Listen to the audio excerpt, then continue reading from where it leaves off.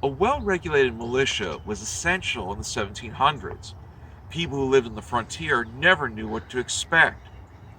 On April the 19th, 1775, the people of Lexington, Massachusetts found themselves being awoken in the middle of the night. They learned that there were British regulars on their way, and as such, their militia was called out immediately. What would follow was an event referred to as the shot heard around the world. Let's take a few moments to understand this important event and how this day is so important to American history.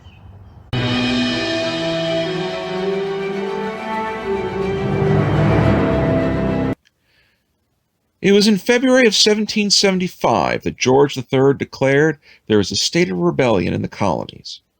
As such, the British were now on high alert, and for the Americans who knew that their actions were certainly beginning to get the better of the British, it was only a matter of time before something was going to occur.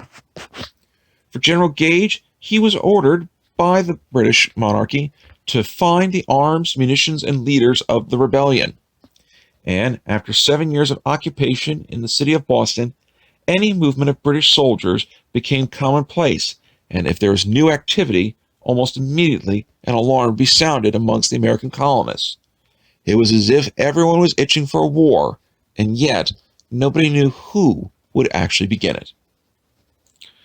Well, it was on April the 18th, 1775, that General Gage would give the fateful order that it was time to go to the city of Concord, and there capture the rebel ammunition supplies that they were trying to go ahead and use to mount some type of insurrection. And so Gage would give orders for patrols to exit out of Boston and secure the roads leading from the city. By doing so, any attempt to warn the rebels would immediately be stopped. And yet, this change in regular routine activity was more than enough to begin sounding an alarm. As a result, Gage decided to send British soldiers forward in the cover of night in order to attempt to seize the supplies in Concord without anyone realizing that the move was already underway. Lieutenant Colonel Francis Smith of the British Army was put in command of this force. However, even as he was preparing his men for the march, the Americans were already well aware of the fact that the British would one day come to Concord and attempt to take all of their military store supplies. As such, they had made preparations well in advance for the movement of these weapons and ammunition to protect them from any British looting that may occur.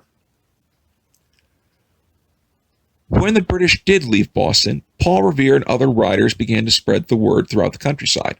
And while Paul Revere's midnight ride is certainly very famous, he was not the one to complete it. Instead, it was Samuel Prescott, and word would spread very quickly about the events that were going on. By the time Colonel Smith and his forces had left Boston and reached the other side of Boston Sound, already 25 miles of landscape was well aware of his movement before even he took his first step, marching towards Concord. In the wee hours of April the 19th, 1775, the Lexington militia had been assembled, and under the command of Captain John Parker, they were still uncertain as to whether or not a British force was actually moving towards Concord. For Parker, he was well used to the fact that the British had marched to Concord, found nothing, and then came back empty-handed, and he fully anticipated that this might happen once more. In order to go ahead and ensure that there was no chance of anyone misunderstanding what was going on, Parker very carefully placed his men on Lexington Green, specifically to be seen as a show of force in parade formation, but not a force that was blocking any movement of traffic on the road leading to Concord. When the advance guard of British soldiers arrived in Lexington, they found the colonists on the green and immediately took up positions meant to surround the militia and disarm them. Major Pitcairn, who was the commanding officer on the field, would order the militia to disperse, but when they did not disperse fast enough, the British made preparations to force the colonists from the green. Upon realizing what was happening, Captain Parker would order his men to leave the field. However, due to the confusion of all the shouting, both from the British and the Americans, someone would fire a shot, and still, to this day, nobody knows who did it. Both the Americans and the British claim that the other side was responsible for making this first shot. However, no witnesses' account ever went ahead and indicated who it was that actually fired this fatal shot. By the time order was restored, however, 8 Americans were killed and 10 more were wounded. For the British, there was only one casualty, and that was just of a wound. As a final jest, the British would fire a victory volley and then proceed off to Concord. And after leaving, word of what happened at Lexington Green spread almost as quickly as that of the British movement.